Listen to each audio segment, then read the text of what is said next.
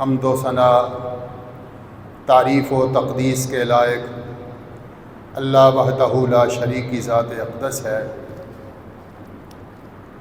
بے شمار ان گنت لا تعداد درود و سلام اس ہستی کائنات فخر موجودات خاتم الانبیاء احمد مجتبی جناب محمد مصطفیٰ صلی اللہ علیہ وسلم کی ذات گرامی پر،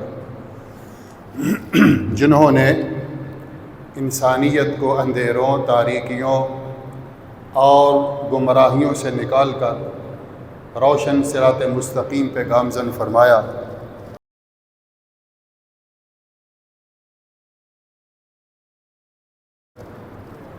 حضرات گرامی قدر، قرآن کریم کے دو مقامات سے دو آیات آپ کے سامنے پڑھی ہے۔ پہلی آیت مبارکہ سورہ بقرہ سے ہے اور دوسری آیت مبارکہ سورہ الحج سے۔ اللہ رب ذوالجلال نے سورہ بقرہ کی اس آیت مبارکہ میں ارشاد فرمایا، جس کا ترجمہ معنی اور مفہوم یہ ہے کہ الحج اشہر معلومات، حج کے مہینے معلوم اور مخصوص ہیں۔ فمن فرض فیہن الحج، جو شخص اپنے اوپر ان مہینوں میں حج کو لاگو کر لے، فلا رفث ولا فسوق ولا جدال فی الحج، نہ تو وہ ازدواجی تعلقات استوار کرے حج کے ایام میں، اور نہ ہی وہ فسق و فجور کرے اور نہ جنگ و جدال۔ وما تفعلوا من خیر یعلمہ اللہ، جو بھی بھلائی تم کرو گے اللہ اس کو جانتا ہے۔ وتزودوا، ایمان والو زاد راہ اکٹھا کرو۔ فإن خیر الزاد التقوی، یقیناً بہترین زاد راہ تقوی ہے۔ واتقون یا اولی الالباب،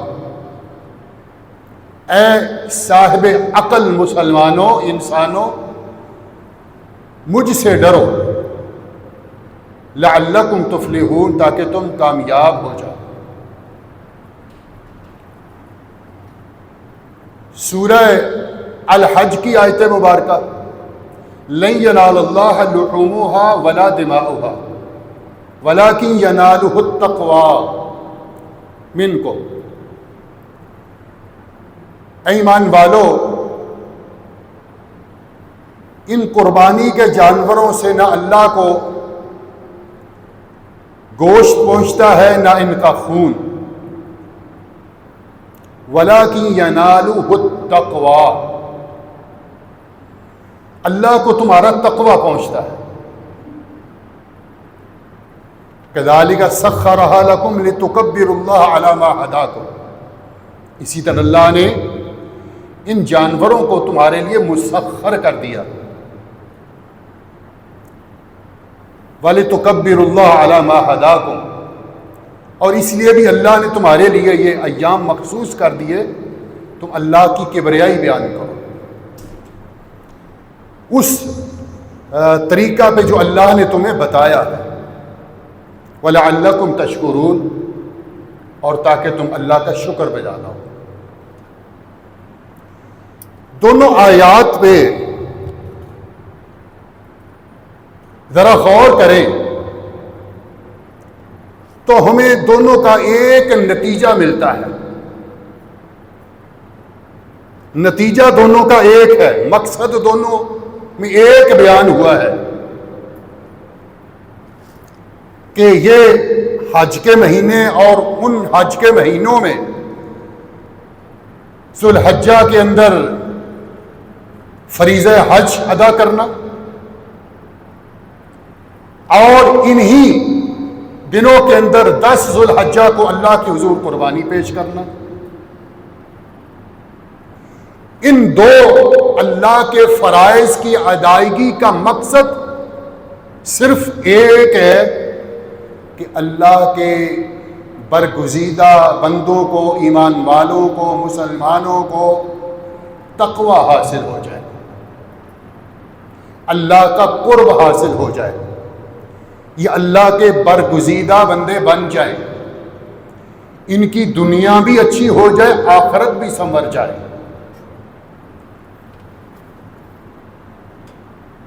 حج کے مہینے 2.25 مہینے، شوال، ذوالقعدہ اور 10 دن ذوالحجہ کے، یہ اشہر الحج کہلاتے ہیں، حج کے مہینے۔ احرام حج کا شوال میں باندھا جا سکتا ہے، ذوالقعدہ میں بھی، یہ حج کے مہینے۔ اللہ کے پیغمبر علیہ الصلاۃ والسلام 24 ذوالقعدہ مدینہ منورہ سے حج کے لیے نکلے، اور سن 10 ہجری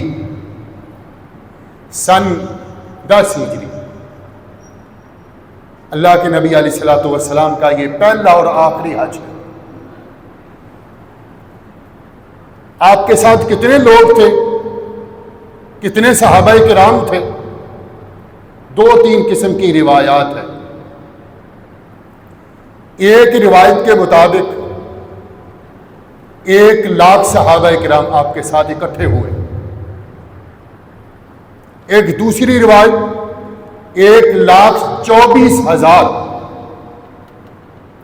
ایک تیسری روایت کے مطابق 1,40,000 یا 44,000 صحابہ کرام، اور اس کو زیادہ معتبر سمجھا گیا۔ جب لوگوں کو مختلف علاقوں، مختلف بستیوں، مختلف شہروں میں یہ پتہ چلا کہ اللہ کے پیغمبر علیہ الصلوۃ والسلام حج کا اعلان کر چکے ہیں، تو ہر صاحب ایمان کے دل میں یہ تڑپ پیدا ہوئی کہ وہ پیغمبر علیہ الصلوۃ والسلام کے ساتھ آپ کی معیت میں حج کی سعادت حاصل کریں، اور اللہ کا مقصود بھی یہی تھا، چونکہ اس سے پہلے سن 8 ہجری میں تو مکہ فتح ہوا، حالات ایسے نہیں تھے کہ اللہ کے نبی بار بار مکہ میں حج کے لیے جاتے۔ مکہ مکرمہ مشرکین کے قبضہ میں ہے۔ سن 9 ہجری کو حنین فتح ہوا، غزوہ طائف ہوا، اور بھی چھوٹے چھوٹے غزوات ہوئے، یہ آخری غزوات ہیں۔ اور یہ بات بھی ذہن نشین کر لیجئے کہ اللہ کے نبی علیہ الصلوۃ والسلام جتنے بھی غزوات لڑے ہیں، ان سب سے زیادہ مال غنیمت اللہ کے پیغمبر علیہ السلام اور مسلمانوں کو غزوہ حنین میں حاصل ہوا۔ مسلمان خوشحال ہو گئے۔ اس زمانے کی خوشحالی جو بھی تھی، حتیٰ کہ اللہ کے پیغمبر علیہ الصلوۃ والسلام نے نئے مسلمانوں کو 100 اونٹ مال غنیمت سے دیا۔ ذرا اندازہ کریں، بخاری شریف کی روایات ہے، 100 اونٹ اللہ کے نبی نے ایک مجاہد کو دیا۔ بہت زیادہ مال غنیمت اکٹھا ہوا۔ اب چونکہ دین بھی مکمل ہونے کے قریب تھا اور اکثر و بیشتر علاقے مسلمانوں کے قبضہ میں آ چکے، اب اللہ رب ذوالجلال کا یہی منشا تھا، اور اپنے پیغمبر جناب محمد الرسول اللہ صلی اللہ علیہ وسلم کو آخری 21 کٹ کے ذریعے پوری دنیا کو ایک نمونہ پیش کرنا تھا دین اسلام کا۔ اللہ کے پیغمبر علیہ الصلوۃ والسلام اپنے صحابہ کرام کے جمع غفیر کو لے کر ذوالحلیفہ سے احرام باندھ کر عمرے کا احرام اس لیے کہ آپ نے حج قران کیا تھا۔ حج قران میں پہلے عمرہ ہوتا، میں یہ مسائل نہیں بیان کروں گا، اصل مقصد آگے ہے، میں ذرا بنیادی باتیں عرض کر رہا ہوں۔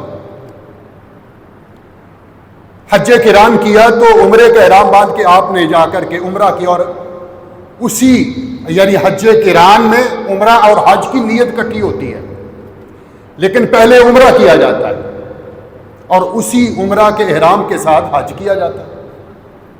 نبی علیہ الصلوۃ والسلام 4 ذوالحجہ کو مکہ مکرمہ پہنچے، آپ نے عمرہ کیا اور آگے حج کی تیاری شروع کر دی۔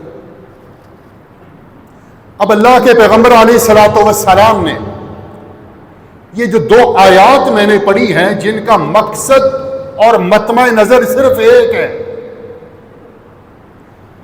قربانی ہو یا حج ہو، مسلمانوں کی تربیت مقصود ہے اور تربیت کا مرکز و محور تقوی ہے۔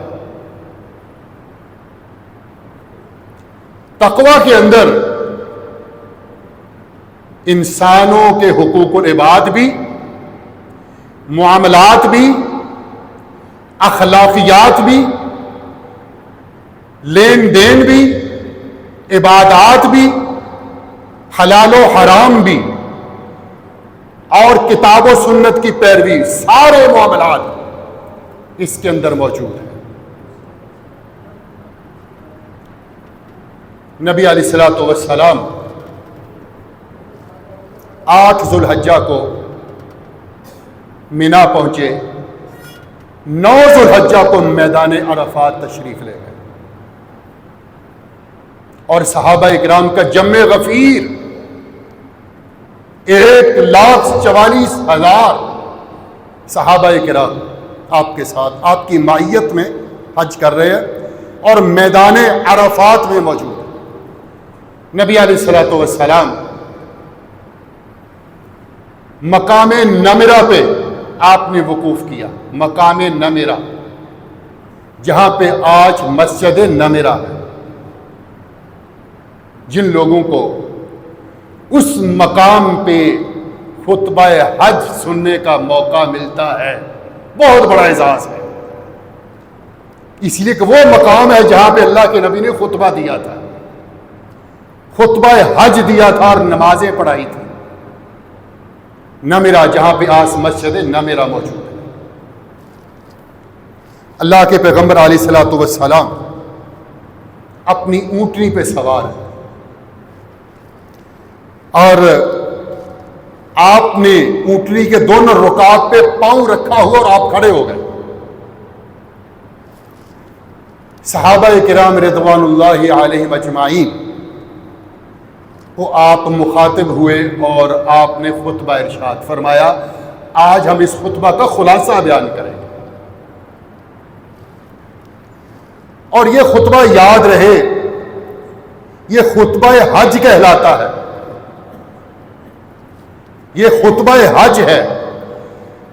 عرفات کے میدان میں پہنچ کر سب سے پہلے یہ خطبہ سننا ضروری ہے، اور 2 نمازیں الجمع بین الصلاتین بین الظہر والعصر، نماز ظہر اور عصر کو جمع کر کے قصر کر کے پڑھنا سنت طریقہ ہے۔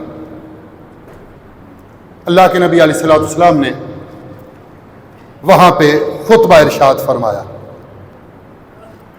اور اللہ کی حمد و ثنا بیان کرنے کے بعد اللہ کے پیغمبر علیہ الصلوۃ والسلام لوگوں کی طرف متوجہ ہوئے۔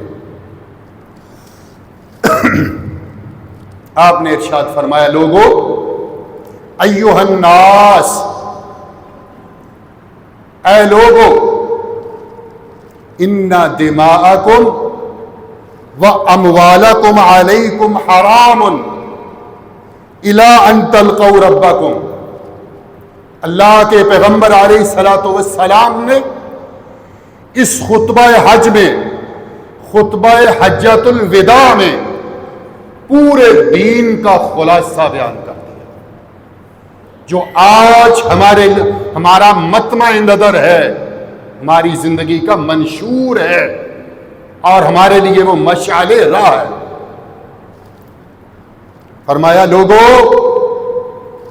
ان دماءکم، بے شک تمہارے خون، و اموالکم، اور تمہارے مال، علیکم حرام، تمہارے اوپر حرام ہے.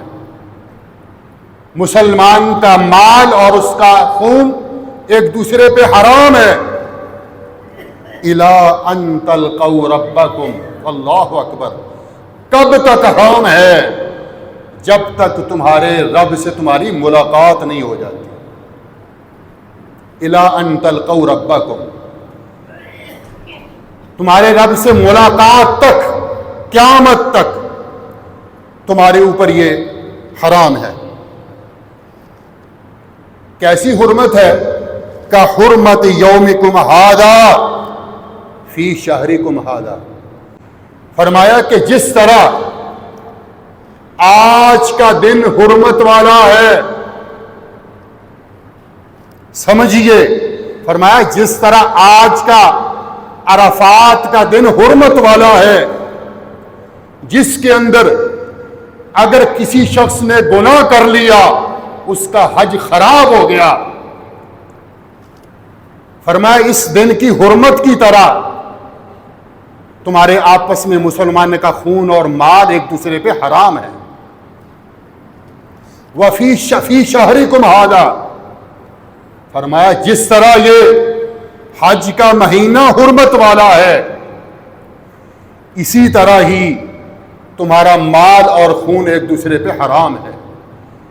جس نے اس مہینے میں احرام باندھ کر کے اللہ کی نافرمانی کی، اس کا احرام بھی فاسد ہو گیا. اور فرمایا وَإِنَّكُمْ سَتَلْقَوْا فِي بَلَدِكُمْ هَذَا.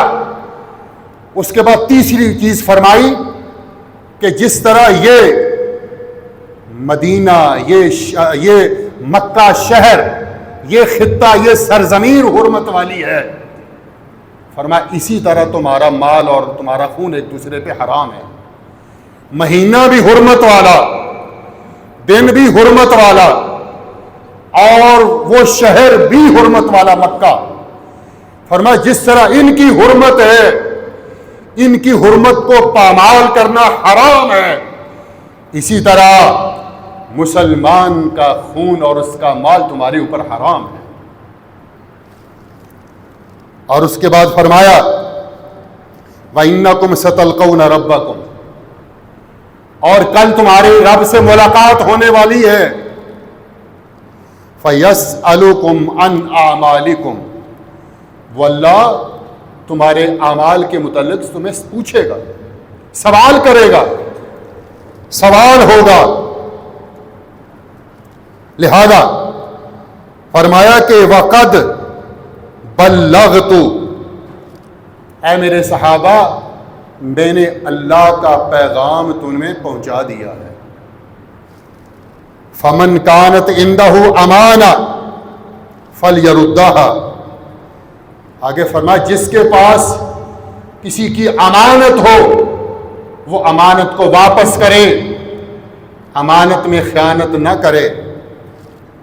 اللہ کا حکم ہے کہ امانت میں خیانت یہ بھی مسلمان کا مال کھانے کے مترادف ہے.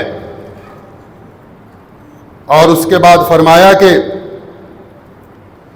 وَإِنَّ أَوَّلَ دِمَاءَكُمْ أَدْعُ، اور بے شک تمہارا سب سے پہلا خون جو زمانے جاہلیت کا تھا میں اسے روندتا ہوں اور وہ رائگاں ہے. اور اس کے بعد فرمایا لوگو ایھا الناس، الشیطان قد یئس ان یعبد بربکم، لوگو شیطان اس بات سے مایوس ہو چکا ہے کہ اس سرزمین میں غیر اللہ کی پوجا کی جائے۔ شیطان مایوس ہو چکا، مکہ کی سرزمین میں اس علاقے اور خطے میں غیر اللہ کی اب کے بعد پوجا نہیں ہو سکتی، لہذا فرمایا کہ ایھا الناس ان النسیء زیادۃ فی الکفر، اے لوگو حرمت والے مہینوں کی تقدیم و تاخیر یہ ظلم اور زیادتی ہے۔ زمانہ جاہلیت میں لوگ حرمت والے مہینوں میں تقدیم و تاخیر کیا کرتے تھے، حرمت والے مہینے کو حلال بنا لیتے اور حلال مہینے کو حرمت والا قرار دے دیتے۔ لِيُوَاطِئُوا عِدَّةَ مَا حَرَّمَ اللَّهُ، یہ اس لیے کہ جو اللہ کے حرمت والے مہینے تھے ان کی گنتی پوری رکھتے تھے۔ وہ 4 مہینے ہیں، حرمت والے مہینے میں کوئی لڑائی کرنا پڑتی کر لیتے، لیکن اگلے مہینے کو حرمت والا قرار دے دیتے۔ تو نبی علیہ الصلوۃ والسلام نے فرمایا سنو، ان الزمان قد استدار كهيئته یوم خلق السماوات والارض، زمانہ گھوم کر کے اپنی اصل حالت پہ آ چکا ہے۔